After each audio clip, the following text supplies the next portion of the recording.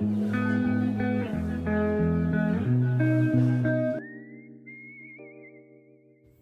y'all, welcome back to the Creative Grassroots Garden. I hope everyone's having a beautiful day. If you're new to my channel, I'm Jen. Welcome to the channel. In today's video, I'll be sharing how easy it is to harvest and save your own green onion seeds so you can plant them year after year. Green onion bunches are a great versatile addition to your kitchen pantry. These slender, crisp root vegetables are super easy to grow. Green onions grow excellent either in ground, in a container, or even a garden bed. Green onions are a biennial, meaning they normally produce flowers and seeds in the second year. Once the beautiful white flower on your green onions begin to die off and dry out, the seeds can then be harvested.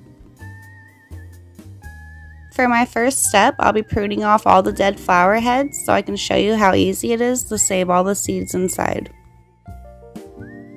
These plants do grow quickly. When growing green onion from seed, it generally takes 50 to 60 days from seed to harvest.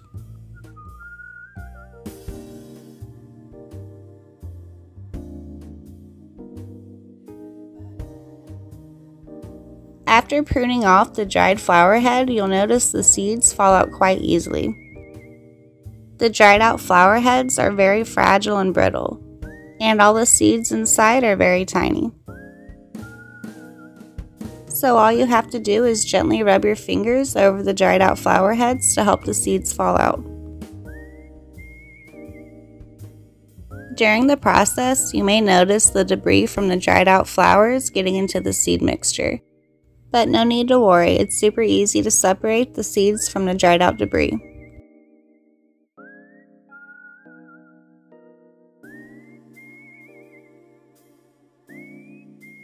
Once I'm done harvesting these seeds, I'll be placing them into a labeled envelope or a small plastic bag. Afterwards, they'll be stored in a cool, dry place.